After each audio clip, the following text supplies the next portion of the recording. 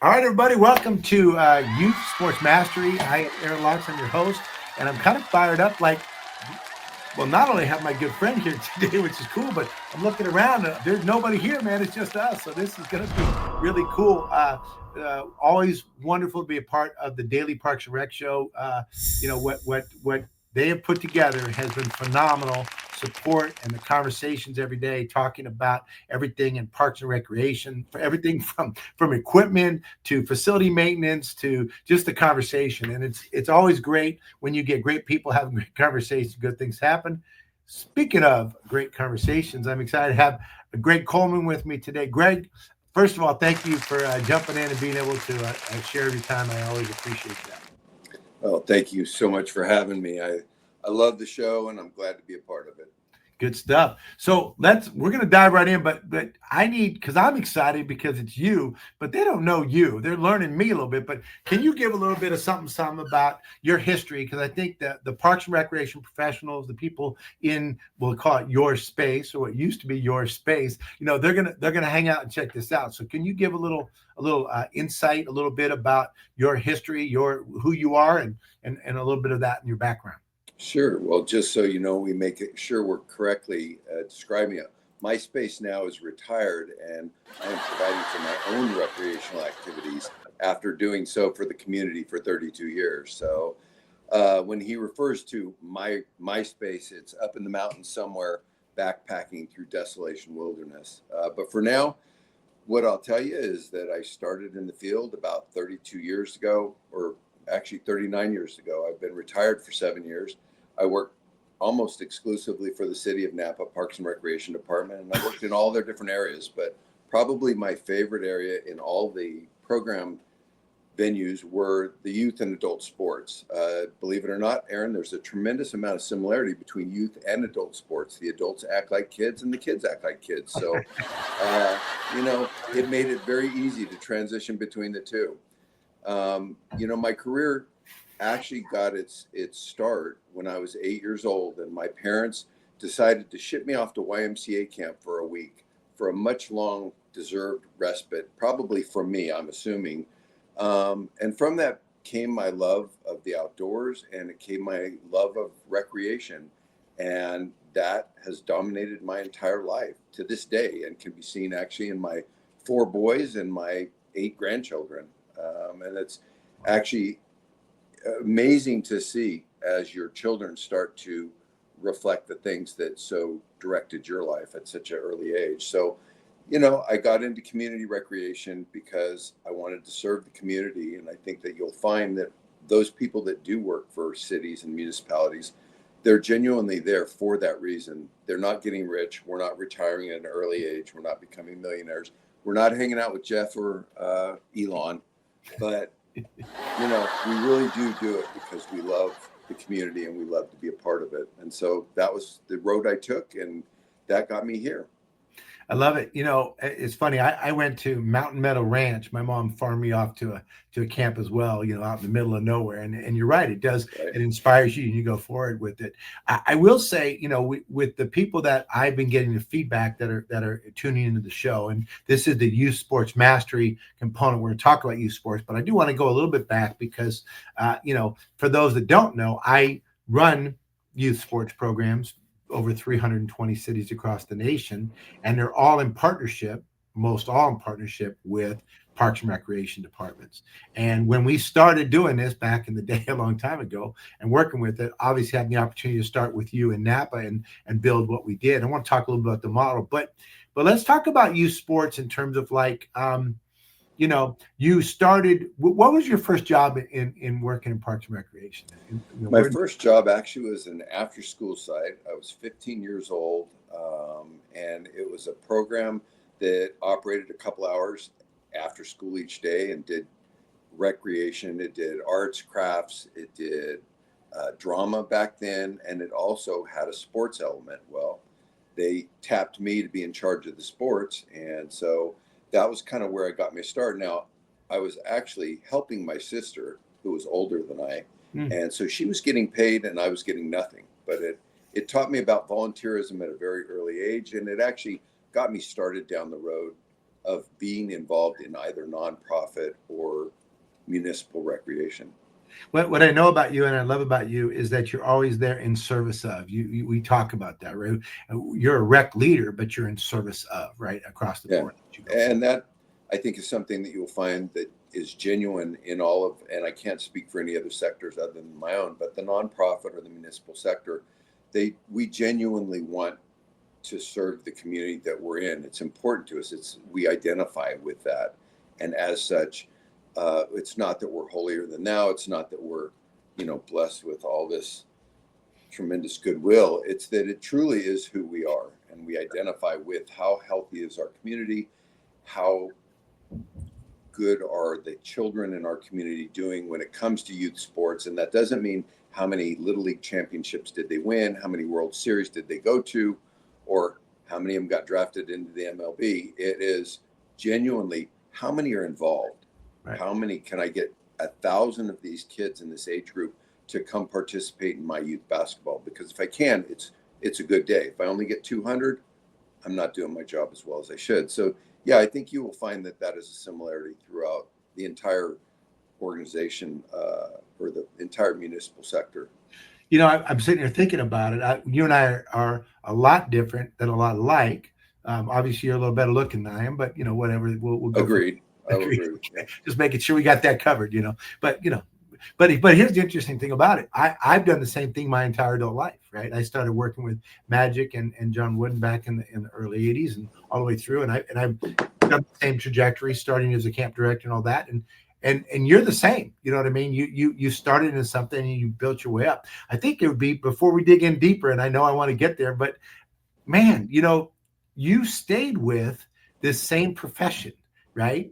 And you built that. So talk a little bit about that journey, because I love the fact that you get to be retired and I'm still working. Thank you very much. But I love that fact too. I bet you do. But tell me about, what did it take for you to kind of stay in that? Why didn't you become a door salesman? Why didn't you go and work at ice cream shop? Why didn't you do something different? And why did you stay in the space? I know you talk about the heart for it, but give me a little bit more about your evolution, because I think there's people out there that are working in the rec space that maybe were just where you started. They just got down voluntarily. They got their first job, their summer camp counselor, or they got their opportunity somewhere in the rec space. And then how did that work for you? Talk about that. Well, really, when I just actually interestingly had a conversation about this to one of my employees or past employees who actually came to me when he was 15 years old. Dan Opperman came as a 15-year-old, worked for me part-time, worked his way through college, became a recreation administration major, got a job in Napa as a rec coordinator, and now is, I believe, on his 13, 14, 15 year as a professional. And as we talked yesterday, I told him the reason that I stayed in the municipal sector, the reason I stayed with Napa as long as I did, is it allowed me to do everything else I loved in my life. It allowed me to play an active role in the community. It allowed me to play a very active role in my boys' lives and their sports experience. And it really provided me with so much more. And as I tell this young whippersnapper who's probably like 40 now, what's important is that you have a good journey. What's important is that you take time and enjoy the trip. Don't just jump. And oftentimes I was tempted to jump, and I wanted to be a director by age 30. I was going to run the world by age 35. I was going to retire by age 40. And it really, once I got involved in the field and I was passionate about the people that I served, I didn't want to go anywhere else. I didn't need to make more money. I didn't need a big title. I didn't need any of that. Genuinely, if you're in the parks and recreation field, you're blessed right underneath firefighters in how much the community loves you. Firefighters get top billing, sorry, but they do. Okay. Right below that is the parks and rec field, and they love what you do. They appreciate what you do. And the true sign of knowing you're doing it well is they constantly are demanding more than you can provide. That's a good sign. And that's why I stayed where I did, in the field I did. I had a couple opportunities throughout my career to jump into private sector or jump into different areas. And I never found a career that would allow me the life balance that Parks and Rec did, provide me the positive feedback, and truly the ability to govern and evolve and create and build as the community desired. And it was wonderful. And so for those that are starting off in the field, it's going to be a lot of nights and weekends because that's when people recreate.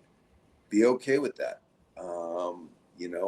But it will genuinely, there will be times, I know with me, there were times when kids that went through my youth basketball program who were now adults with kids, and they were coaching their kids in my adult or youth basketball program.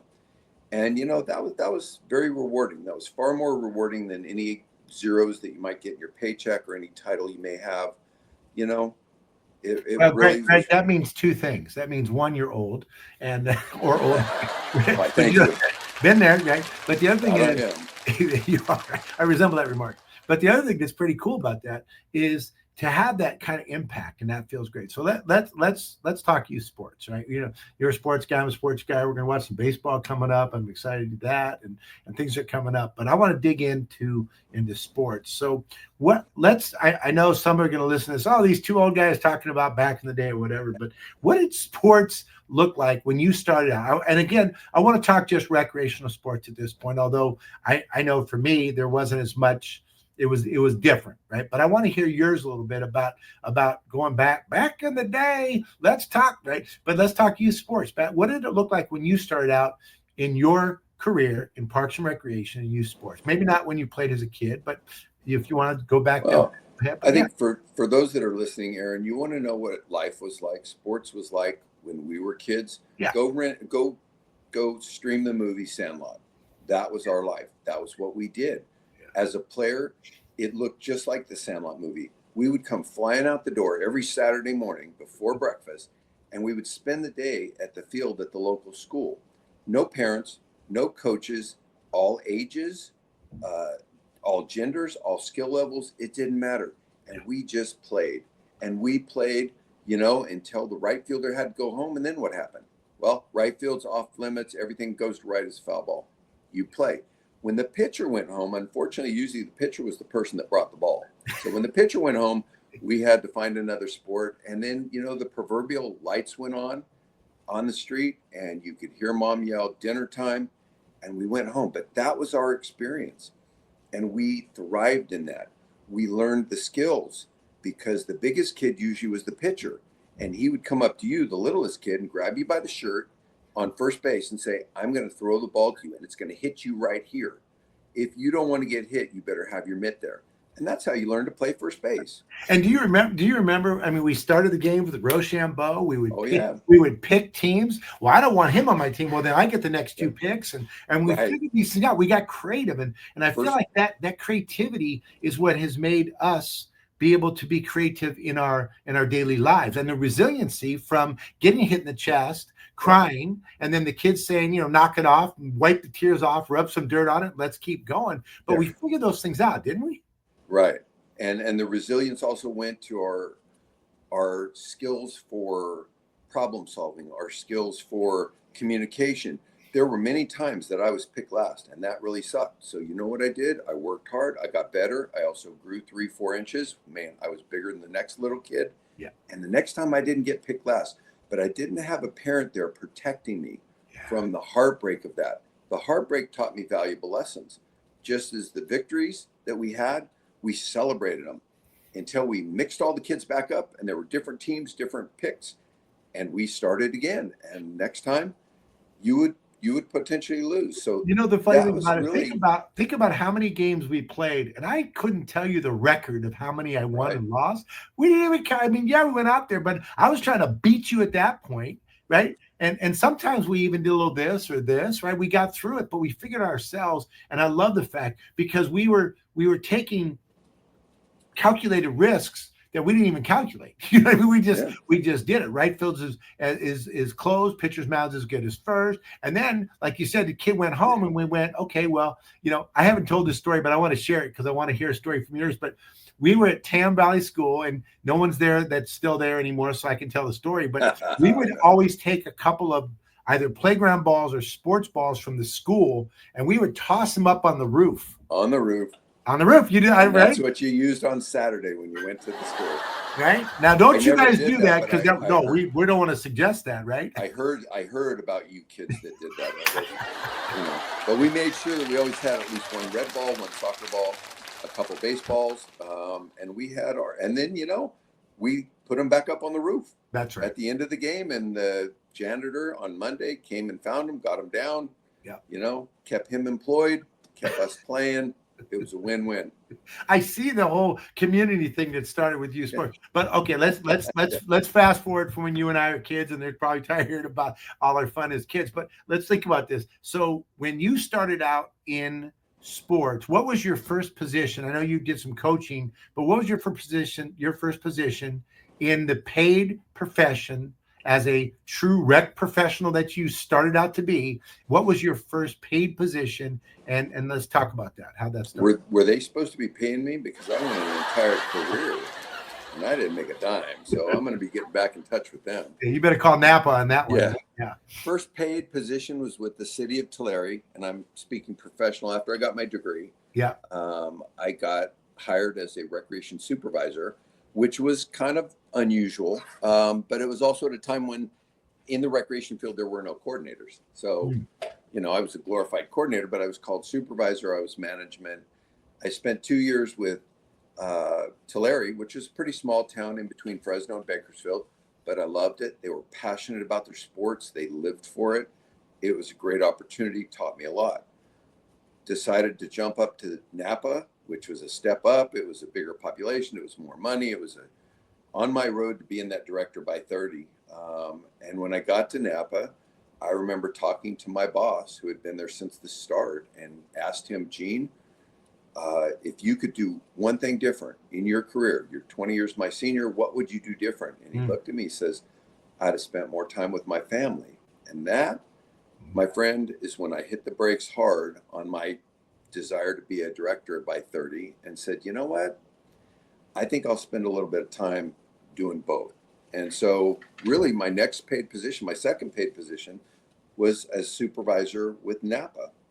And now it was actually supervisor that had coordinators below. Right. So it was a little bit different, and it was much broader. We did everything. We didn't have aquatics coordinators and senior coordinators and youth sports. I was youth sports, adult sports, and aquatics. And there was another supervisor that had equal. So we're talking about youth sports.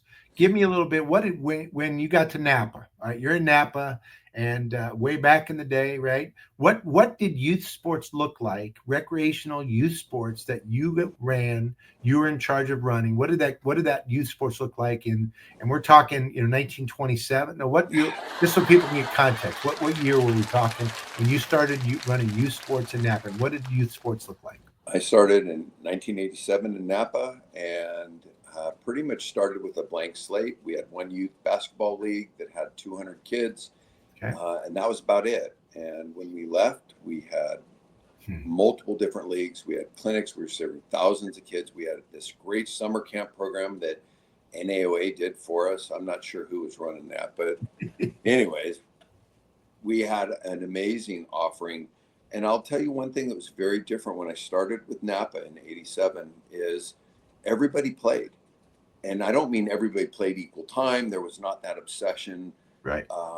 There was not the huge year-round sports-specific leagues. It was you played basketball, then you played baseball, then you played football, you played in all the recreation leagues. And then when you were 8, 10 years old, you would start playing in Little League or whatever you would play. But it was a 8 to 12 week season. It wasn't year round. We didn't have spring ball, fall ball, winter ball.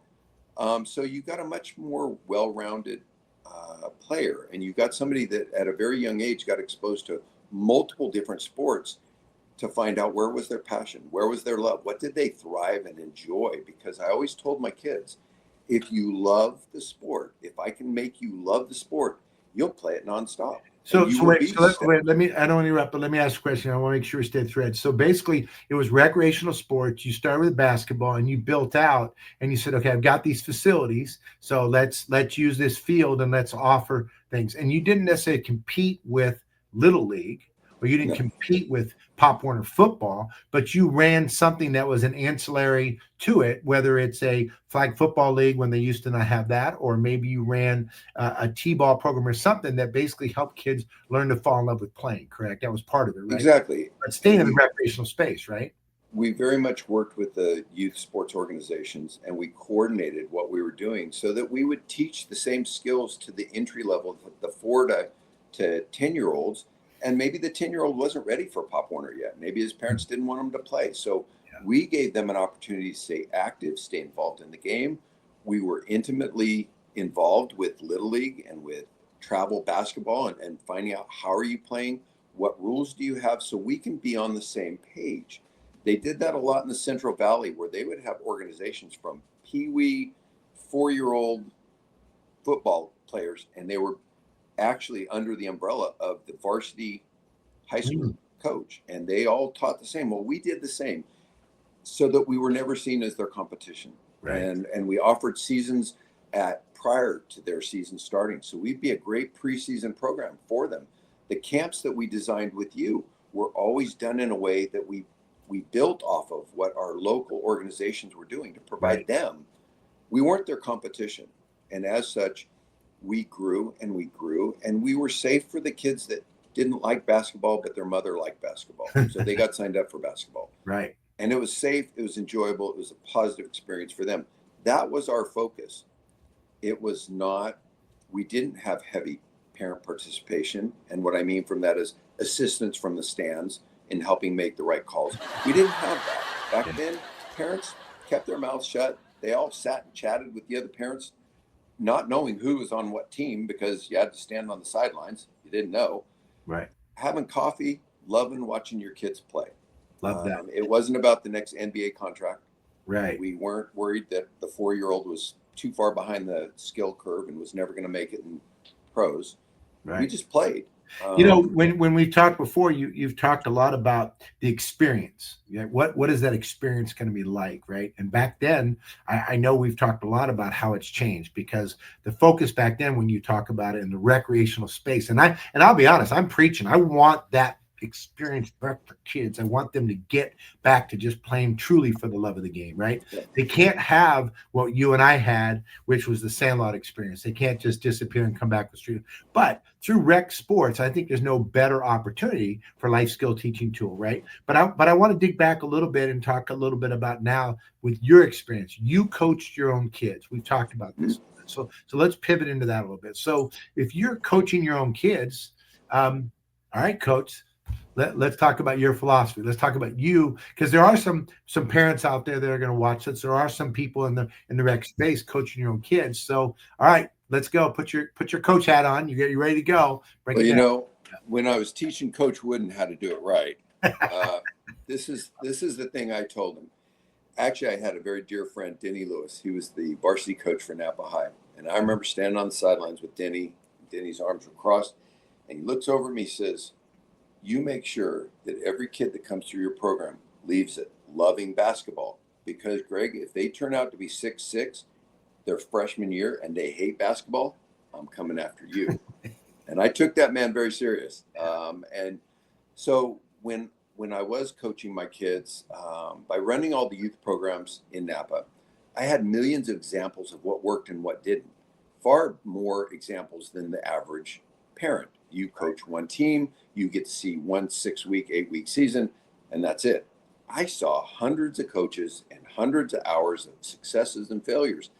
I saw things that worked very well, and I saw great parenting and great coaching, and I saw total shipwrecks.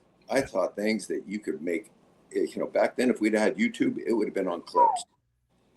As a result, by the time I was coaching my boys, I was able to avoid a lot of the mistakes. And it didn't hurt that, just for full disclosure, that my wife would sit beside me on the bench, and anytime I'd start getting stupid or getting a little bit excited, she'd pull on my jeans and say, okay. So we had a deal. She was my balance, but I did have the beauty of seeing a lot of success and failure. From that, my coaching philosophy and my league management became identical. And that was, and this is not just for kids first. The kids come first. If the kids aren't enjoying it, it doesn't matter what else you're doing. And I don't mean they have to be happy all the time. They don't have to win all the time. They don't have to get awards that say everybody's wonderful. They have to be a part of a team, and that they thrive on. You prioritize skill development, and it doesn't matter what level of skill. If you can't dribble when you start, but you can dribble when you end, it's a good day. If you can do the weave when you end, but you couldn't do it when, whatever the level is, you increase the team and the player's individual skill level. Yeah. You minimize parental interference. And I don't mean parental involvement. That's okay. But interference is not required. It's not allowed. So wait. So I want to talk about that because that's a very valid point. Because I think youth sports gets a bad rap in general. I think that probably 90% of the youth sports parents are pretty cool, like we talked about, and just go ahead. And it's that 10% that are super loud, that are bringing that are worried about their kid getting the college scholarship or NIL money or whatever is going on. That is refocused. But you've talked a lot about your own philosophy coaching your own kids. So give me a little bit about. You've talked about overall, but I want people to hear your philosophy coaching your child. When it came to my kids, obviously my kids were the best on the team because they had my previous skill level. And your wife's athleticism, let's be honest. And it was all genetic. So, I'll tell you, as a coach of your child, that will be the hardest thing you do because your child sees you as dad. Your child sees you as mom. They don't see you as coach. So when you say, all right, everybody, we're going to do some sprints now, 9 of the kids will say, okay, and they go. The one that's yours will say, Dad, that's the stupidest thing I've ever said. I hate sprints. I don't want, and you're like, really? So I had to learn how to treat my kid no different than I treated all the rest of them. And I treated them all well. So it wasn't a bad thing. A lot of times that you coaching your own kid, you have a lot of car conversations before and after saying, okay, son, we're getting ready to go to the practice. So I need you really to help me out and support me when I go with this. And I need you to help me out on some of the skills. I found as a coach with my kids, I had learned a lot of the drills and how to coach them by trying them out on my children. So my children knew how to do the drills because of so much exposure to it. As such, I found that was tremendously helpful that there would be 2 of us coaching. I would say, hey, Chris, I want you to go over and work with these 5 on that dribble drill, and I'm going to work with these 5. Yeah. He really enjoyed that. And I didn't do that just for my own children. I did that for a lot of the return kids, the ones that you'll have 2 or 3 seasons. Know your system. Now I've got 1 kid coaching 3 kids, 1 kid coaching 4, and 1 kid coaching the other 3, and I'm watching. So I encouraged a lot of involvement from the kids. The other thing that was very important to me that I think I would like to stress to anybody coaching kids in a recreational setting is always be prepared to take advantage of the coachable moments that occur organically in the game. They will occur. And you need to fully embrace competition. You need to understand that losing is as valuable, if not more valuable than losing. Right. And losing by 2 on the buzzer because of a bad call, that's gold. That is, you got 10 very upset little boys or girls or whatever, and they're crushed and they want to know why they lost. And that's your opportunity to share with them. This is how things go sometimes, but we also missed 12 free throws. Right. So had we made 4 of our 12 free throws, we'd have won by 2. So let's focus on that. The official got some good calls for us and some bad calls. The official got some good calls for them and some bad calls. That's not what we're focused on. So truly, that was the philosophy, and the focus was on the players. And then the other thing that I was very good at, and mostly because of my wife, I think, but I don't want to give her all the credit, was I coach in practice. I let the kids play in the game. Yeah. And if I'm going to coach during the game, I call a timeout. I bring the kids together and I say, hey, we're kind of getting hit a little bit on the right. Let's move over a little bit. I'm not a coach I'm not Bobby Knight. I'm not running up and down the court, yelling and screaming at players. They can't hear you anyway. Right. They're not able to process what you're saying. Right. You're just blowing off steam.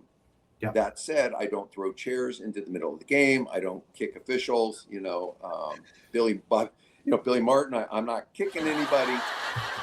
And that was a result of the balance my You wife could tell you had the temperament, and there was times obviously as you're going through the process where we're going to take a break in a second here, but when we come back, we're going to dig a little bit more into the philosophy, especially with parent volunteers. Again, I feel that a majority of the parents that are willing to volunteer and come out and coach deserve that respect. So let's take a break. We'll come back. We'll have some water, and when we get back, we'll dig back in. Right.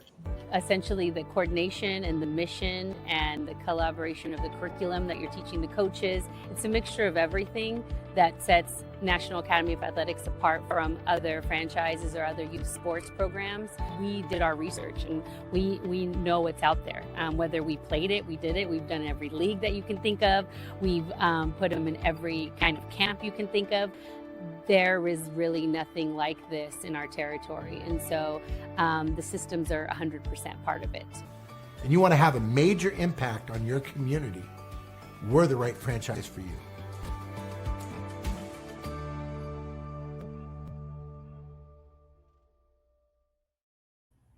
Welcome back to the Youth Sports Mastery on the Daily Parks and Rec show. I'll tell you what, Greg, as we were digging through, I started reminiscing on some stuff and thinking about just the first things we've talked about the importance of how recreational sports in the community and the importance. And we've talked about it, but I want to share a little bit before we dig a little more into coach philosophy. But when you have strong youth sports recreational programs in the community, it's an amazing feeder for the high schools. It keeps the kids off the streets doing things they shouldn't be doing, right? And they develop a strong social and emotional confidence and development. It's so important, right? I mean, that's a big piece of a part of the charter of recreation, right? Recreation in general. Definitely. When your kids are involved in youth sports, a lot of things happen, and a lot of community building that you don't have because you don't have the Sandlot occurs in a more organized space, but there's still value to it. And when I say community building, I mean a lot of my boys would play with a lot of players from different schools. They were different elementary schools. Well, then guess what? When they get into middle school, they know 14 other kids because they played ball with them. They played basketball with him, football with him, hockey with him. So there was that value. And then they were able to merge into a bigger group, a middle school group, much more seamlessly with much less difficulty. It also exposed them to many kids of many different ethnic groups, many different religious beliefs, many different economic situations. They got exposed, whereas your elementary school is usually pretty much homogenous to, what the housing costs are, it's very similar. This exposed them to kids throughout the whole community that they then get re-exposed to in middle school and high school. And as such, there's not a discomfort with other kids with different environments. And so it's interesting you say, because the transitions from elementary to middle and middle to high school, I remember my kids, my daughter, particularly Mia, when she was in cheer before the fall, as she went into, this was high school, but I'm even younger, my son Mason, having a group of friends that she knew, right, in that bigger community that brought people from different neighborhoods together. And again, we all believe it takes a village. We know that, right? So be able to build that up and to create that opportunity and have that confidence and that safety and that trust and that value of that community, which again, back to Parks and Recreation, that's really what this is about. But I want to go back to the parent volunteers, because that is a big part of this experience, right? Most rec programs at the National Academy of Athletics, we train and certify coaches. They go through our stuff and they get the training. They get my philosophy, talk, teach, play, all those particles put together so they can go out and coach. And I think that's why Napa and many other cities hired us to come in to elevate and bring camps, clinics, leagues, whatever it is. But the majority of leagues that are run still in America are still run by parent volunteer based, whether it's Little League, whether it's softball, pop, whatever it is, most of them are parent volunteers, right? And right, or volunteer coaches. So we touched a little bit on it, but I want to get in. First of all, as a parent who volunteered to coach, one of my favorite times was coaching my son, the other kids, and I still have tons of great relationships with those families and those people, right? So give me a little bit about your experience volunteering, coaching, either within the rec space or out that, and what would you suggest because to be honest, I want to use this as a recruiting tool. If you're out there and your kid wants to play or not, go coach. It's a great experience, right? Yeah, and matter of fact, I was fortunate enough to coach T-ball before I had children, which again gave me an opportunity to learn how to coach and what worked and what didn't work without having my own blood out there, and the emotion of, your kid takes one in the head with a ball and it's a little bit different. Your response is different, but if you've got experience coaching just community teams, one is you establish relationship with 10 sets of parents. So let's say you're coaching T-ball. Certainly all of you know more about baseball than a 4-year-old. I don't care who you are. I don't care how much sports knowledge you have. You know more than the 4-year-old. That being said, you're qualified now to coach T-ball. As a result, you enlarge your group to 10 other sets of parents, and there's value to that. And then as a player, there was always value. I remember Coach Young. He was the hardest, toughest coach I ever had. And boy, he would pick us up back when you could drive kids. Yeah. And he would take us to practice, and he'd make sure. And if we didn't do what we were told, it was not outside of his purview to reach over and smack us. Now, I'm not suggesting anybody smack anybody, but I'm saying in the old days, you were parented by multiple sets of parents. If there were 10 sets of parents on your baseball team, you very likely could run into any of them in the neighborhood and be told to stop doing this or don't or do this. So I think it is critically important that you understand that your value as a coach is more than just to the organization. It's to the community, it's to the people. And the other thing I would tell you, and this is probably not something Aaron would endorse, is that as the administrator of the program, it would be easier for me to just pay the coaches. It'd be much easier. I could train them, hire them, tell them exactly what to do and get exactly what I wanted out of it. But if I did that, I would lose all sense of community that volunteer coaches bring. And that's actually more valuable than the pulse of the person doing the program. And the volunteer coaches bring a truer desire to help players become better people, not just better players. If I hire the coach, his job is to make them better players, judged by win-loss record. If it's a volunteer coach, you're there to make these kids, encourage them, to make them succeed. And again, that doesn't mean their win-loss record is not their success or failure, right? But to make them thrive and give them a good environment. So again, when he turns out to be 6'6" his freshman year, he will still love basketball. Yeah. When you think about when I got involved, I started actually kind of like you. I coached when I was in high school. I coached middle school at the Mill Valley Middle School, which is cool to do that. Stuart Kessler was the recreation. It's funny, I remember the name, Stuart Kessler. I remember Stuart. Yeah, right. He's probably watching, in fact. So, but the connection that was built there, and then coming back and learning to umpire that way and referee, and you learn all these skills as you go through the process of working in recreation. But those parent volunteers, you're right. Getting out there and getting involved and giving back, it is a way of connecting that community across the board. Now, I do get a lot of people that talk to me. I do a lot of parent orientations and parent seminars. They're afraid to coach their own child, like you said, right? So let's bounce some tips back and forth. I'll throw a couple, you throw a couple about if you're going to coach your own child. I'm going to say this. If you're going to coach your own child, remember that you have to be careful of putting undue pressure on them. If it's baseball, by having them always bat in the first three, by having them always play shortstop and pitch. And even if they're the best on the team, there's a lesson to be learned, right, of moving them around and doing different things and not putting undue pressure on them to make them be the best on that particular team, right? That's one. Well, and a very valuable lesson from that is you show your children or your child or the best player on the team, it doesn't matter, how he is needed or she is needed to make the rest of the team better. So yes, you are the best pitcher we have, but if I put you at first base, you catch everything. And as a result, the shortstop is better because of you. And so you take and decentralize the focus, his focus or her focus, and that can be your child or it can be the best kid on the team. And you show them how they make the rest of the team better as a result of their sacrifice. Another very valuable thing to learn when you're coaching is some lessons need no words. Good example is let's say you're coaching a swim team. Let's say that your swimmer goes off the blocks a little bit early and now is the only one in the water while everybody else is staring at them. That's not a time when you need to go tell him the mistake or her the mistake that they made. They get it. They know. Now is your time to lessen the focus on them, help them out of the pool, and say, hey, get back on the blocks. You got this. Let's go. Worry about your lesson for a later time. But at this time, that lesson has been taught, and there is no need for you to reinforce it. I've got a very, very good friend of mine, and we talk sometimes, and she cracks me up because I use this. We hold these truths to become self-evident a lot. And she goes, oh, I got to hear this again.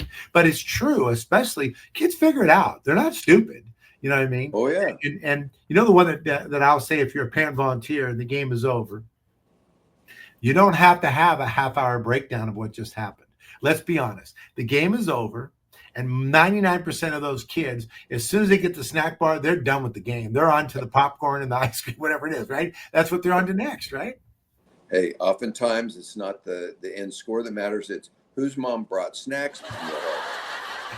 It's an important. And there were times when we'd have double headers and the kids would lose both games, but they knew they got 2 snacks that day. It was a good day. It was a good day. That's right. So let's talk about the parent volunteer. Talk about expectations. Okay, you're the rec director, you're the rec supervisor, you're in charge of your league, and the parent says, "Okay, Greg, I'll volunteer. I don't know what I'm doing. Give me 3 or 4 things that you, as a recreation coordinator, are going to look for. Recreation supervisor, what do you want from them? What do you need from them?" I want very few things from them, but I want consistency. I want that whatever they say, they do, and that they honor their word. If you are telling parents practice starts this day or at this time, it ends at this time, and you be there at those times. You don't show up late. It doesn't really matter why. I don't care why. What I want is what you say is your word is your bond, and that you hold true to that.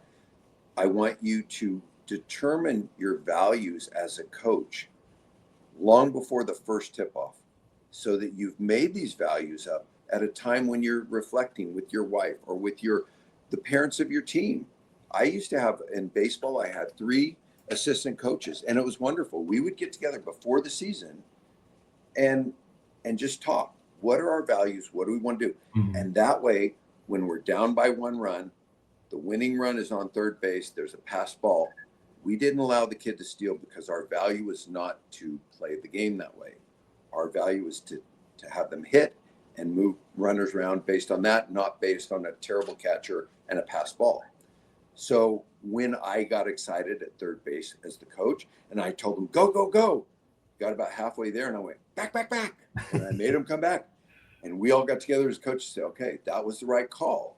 Had we sent him home to win the game, all of the previous games that we had lost because we hadn't done it would have become meaningless. So I guess what I'm saying is that you have your strategies, have your responses to elevated situations like losing by 2 on a bad call, or losing the championship game. Know how you're going to respond to that, because it's going to happen. Right. And if you've got a response, if you have the luxury of somebody to bounce that response off of, and then you agree upon it, then it becomes second nature. And when it happens, and it will, you respond that way. And if you don't orchestrate that prior to that moment, you'll do what I've done in the past and what every coach has ever done. You will react from emotion and excitement, and it won't be pretty, and it is not something that you'll look back as one of your finest moments as a coach. So be intentional and do it premeditated. And in the rec space, your season success is not measured by wins and losses. It's measured based on the fact, was it a safe experience and a positive enough experience where they learn, develop all these things, so they want to come back and play next season, right? That's the goal. When I was training coaches, I would always do a specific drill that would say, all right, I want you to write down who your favorite teacher was and who your favorite coach was. And they would all write it down. And then we'd go around the room, we'd talk about it. And one thing I found in common with all of them is their favorite coach never had anything to do with the win-loss record. Was never correlated. So it wasn't, oh, that was the year we went 15-0 and won the state finals. It was, this is a coach that cared about me. This is a coach that played into my life. And this was a coach that at age 46 38 years ago had an impact on my life as an 8-year-old, and still to this day, I remember. That's the kind of coach you want to be. Yeah. Coach, that does not have to do with win-loss. No. Coach Islis for me. I don't even know if we won games or whatever, but Coach Islis for me, who lives in Petaluma near me, and we still talk, you know, and we're still. And then the final thing I would tell them, and I tell this to you and all of your listeners, is reach out to those coaches. Reach out to that teacher. Just send them a little email. Say, just wanted you to know, I was asked in a training who my best teacher was, and Mrs. Ulrey, it was you from my 4th grade class, and here's why. Thank you. Yeah. That's amazing for them to feel when they're probably 80 now. I'm 60. It's been a long time. Yeah. And you owe that to them because they did play into your life, and they poured into your life. And be that coach. I tell everybody, like you just said, remember, like I even trained in the National Academy of Athletics staff. We talk about that. Last night I did a training down in the South Bay, and I said, remember the coach that inspired you, that got you fired up to play and want to do that? Be that coach. You know, you want to go that. All right. So sticking in the youth sports lane here, as we're coming down the stretch here, I want to talk about the challenges that parent coaches that are volunteering. The game's changed, the focus changed a little bit, right? So what support, what challenges do you see in the rec space? Let's stay out of the club and travel. Let's just stay in the rec space. What challenges are you seeing with those parent coaches that we can maybe give them some insights and help, right? That we're talking about, they're going to coach your little basketball league. What challenges are going to come, and what tips can you give them? Challenges you're going to have are real simple and very easy to identify. It's peer pressure. Number one is you're going to feel peer pressure, whether it is actually a result of the parents of these children or a result of your own inside pictures that you see as what you believe a good coach is, what you think the measurement or the measuring stick of a good coach is. Yeah. Those are going to be all of your demons that you possess. And the way to get rid of them, you'll have overly competitive behaviors that seemingly have forgotten that the kids need to navigate their losses and injustices on their own, and they'll do fine, and they will be good at this, but they need to do it and navigate this environment on their own. Yeah. In order to learn the skills they need to thrive. Now, obviously you put bumpers on them, so you make sure that, they don't go off the deep end, but you give them the ability. I've never in my life seen, out of all the girls' fast pitch games I've ever watched, I've never seen a girl after a third strike that was too high turn around and yell to her dad in the stands, "Hey, Dad, that was a really bad call. Could you yell at the official?" Never seen that. So understand that as the coach, a lot of that is in your mind, and a lot of those are measurements. Just check yourself with somebody that may not be as intimately involved in the team and say, hey, what is the most important thing to do here? What is the most important thing you see? And what you'll hear, Aaron, is you'll hear them reinforce what you do know. As a volunteer coach, you know this. You just have talked yourself out of it. Right. So, the peer pressure is the big deal. And I'm here to say, anytime I ever had an overly zealous, it was always a father. I never had overly zealous mothers yelling from the stands. And I offered that gentleman the opportunity to coach this entire team himself, or to sit back and let me do it. He always very graciously let me do it. So, you don't got a huge line of people that are just chomping at the bit to get your position. You're valuable. Your passion for these kids is valuable. Your patience for them is something that others may not have. Your flexible schedule that allows you to get off work at 4:00 and be there by 4:30 because that's when you said practice would start. That's valuable. Yeah. You have a lot of value. Don't think that your value, just like your players' value, will never be your wins and losses. Right. That's not, if you win a game, it wasn't you. If you lose a game, it wasn't you. Right. It's just part of the overall. Part of the journey. And, the more that they learn to deal with the successes and failures is a big part of the lesson. I will say, tremendously, as a parent volunteer, if I'm coaching, like you said, get some training. There's this thing, it's got videos. I think it's called YouTube. Is that what it is? Look up that on the World Wide Web? Right?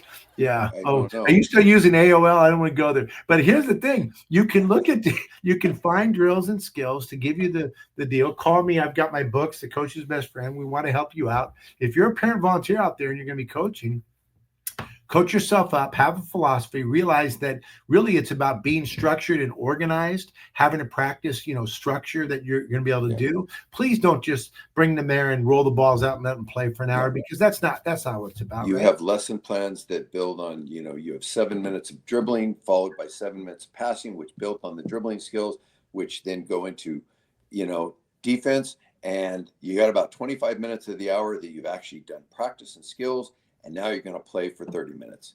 And then you're only going to talk for the last 5, just to cool them all down so you don't get them all amped up back to their parents, not because you have any worldly wisdom that is going to change their philosophies on how to play the game in the middle of battle. Right. But you do need to kind of cool them down a little bit before you hand them back to their parents. And I, our philosophy at NA of A is talk less and play more. That being said, I think sometimes that youth sports tend to be overcoached and undertaught, right? When I ask everybody that works for us, when I go to clinics, I say, how many teachers do we have in the room? How many teachers do we have in the room? And it takes a minute, and then they realize, wait, we're teachers, right? Yeah. So how do you blend that? I know we use talk, teach, play, 3 minutes of verbal instruction, what to do, when to do, how to do it, why to do it, 6 minutes of skill development with directions and corrections, and then 6 minutes of play where they get to have fun and they get to actually experience that. And like you said at the end, then they get to actually have small-sided games or competitions. What's your philosophy on that in the rec space, if you're a parent volunteer coach out there, to help them to make sure that they're actually teaching? Usually I would always suggest, and I would give to all of my coaches a huge list of drills. Here are 50 drills for basketball for dribbling, 50 for shooting, 50 for deep, whatever. And there's tons of resources available. So I would have lots of drills. As the coach, I would say, tonight, I want to coach this skill in basketball or in dribbling, this in passing, this in shooting, this in defense. And then I'm done and we're going to play. We're going to put it all into play. Right. Now, the first 10 minutes of the play may be me walking through and slowing everything down and saying, okay, babe, they love freeze. You yell freeze to a group of 10-year-old boys.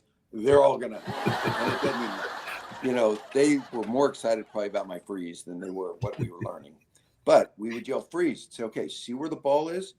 Now, if we do what we learned on the dribbling and he does a crossover dribble to the left, he's got a line shot.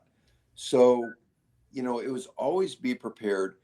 And then if any of you have seen The River Runs Through It, when the kid is writing the homework, he brings it to dad and dad tells him what? Very good. Now half. Kid would go and he'd correct it all again. And he'd write the new sentence. He'd bring it to dad. Dad said, very good. Now half. I would say to you the same thing as a coach. Write down what you want to achieve in that 1 hour practice and now cut it in half. Write down the 4 things you have left and cut them in half. And let your practice develop organically. Have in your mind some skills you want to teach, but allow the flow of the children and the flow of the play and the flow of, a great example of that is always teaching the weave. Most difficult thing I've ever done. And I would put it in front of the kids and put it in front of the kids and put it in front of the kids. It's not a hard drill. It's pass it to him and go behind him, right? But they just consciously couldn't do it. And then all of a sudden, magically, one day, a fairy waved a wand over them and they all got it. So it will be that way with your skills.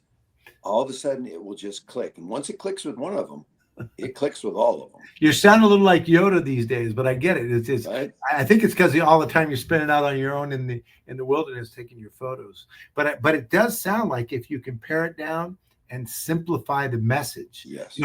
Coach Wooden's philosophy is like, be quick but don't hurry, right? That just that little bit, so you're not rushed when you're doing things, right? Things and like he got that from me, right? Of course he brought it. Yeah, I heard that he was, coming in town. I sent him my notes, and he had a very successful career, I think. All right, so I always like to add a little something in story-based and whatnot, but cautionary tales for rec professionals that are going to be programming youth sports, right? One of the things that I think happens sometimes is we want to conquer the world and we want it all. We want to do all of this, right? I would definitely say, for me, as one that deals with a lot of rec professionals, first of all, thank you for what you do, because this doesn't work without you. Is that to stay focused on what you can do really well as a rec professional, and find the right strategic partners, whether it's from umpiring or coaching or training, whatever, because that partnership is really what makes this thing work together. And to your point, Greg, a lot of that partnership is with the community, which is those parent volunteers.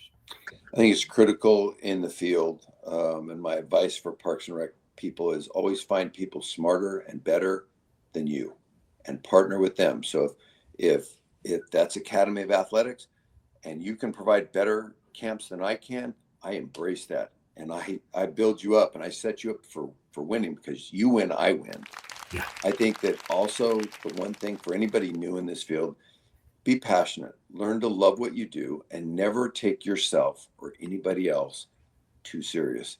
Yeah. Savor the moment that you're the rec coordinator out there officiating sixth grade basketball that you hate on Saturday morning because your staff bailed on you, because eventually you're not going to get the opportunity to be out there doing that anymore. So truly savor every step, enjoy it, find professionals and organizations that are exceptional at what they do, and partner with them so that you provide the best possible services to your community.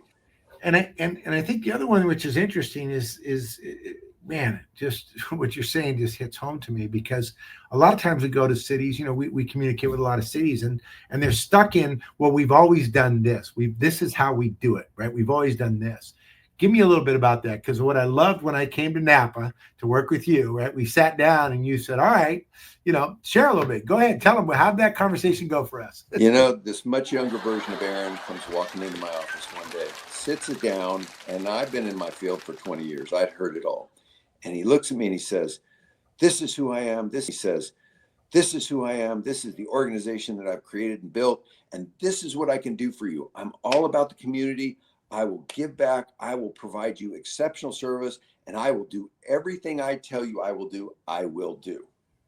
And I looked at him and I said, I love to hear that. I love the enthusiasm. And let me tell you this, Mr. Locks, I'm going to enter into a contract with you for these services. And if you're able to do what you say you can do, this will be a long, extremely prosperous, enjoyable contract and service programs that you provide for our community.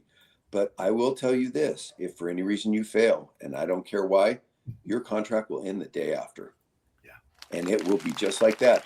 And now I believe it's been about probably 70, 80, 90 years you've been working for, because you look much older now than you did then, but so it's been a long time. And he was able to do that. And so, that's what I would have offered to all of you recreation people, is find people like that. It may be in a way, it may not, but you find people that will do what they say they're going to do, can produce the services that you feel are important to your community, and help you develop and help you create those services. Man, they're wonderful. They're in 100 different cities. They get the best practices from everywhere. So I'm going to steal the best practices from them. Well, and what I'm seeing, which is cool doing this so long, is what I'm doing in San Antonio, Texas, or in Bloomfield Hills, Michigan, or Reno, Nevada. It may not work, but it could possibly work. And we can take from all these different lessons. And what's happening is our community base is getting bigger and bigger and bigger as we're able to pull it together going forward. Greg and I are actually doing a training session on Saturday to some parks and recreation professionals here in Northern California. So I'm looking forward to doing that and hanging out with you as always as we Braves game on Friday. We're watching. Friday night we got the Braves beat game. The Giants. Yeah. I didn't hear that. You broke up, but that's okay. We can move on. That's what I thought. Okay, so as we wrap up here, first of all, Greg, I always love your wisdom and your what the ability to share as it goes forward. Let me ask you this: people are going to see this and go, "Hey, you know what? That old guy might have something that could help me out." Where do they find you? How do they get in touch with you? They put on a backpack and they wander out above Mammoth, about 13, 14 miles on the John Muir Trail, and just start yelling my name. I'll come out and find you. Actually, if you are interested in any information, you have any questions, you want any kind of discussion at all, you can get a hold of me at Coleman, Coleman, @gmail.com.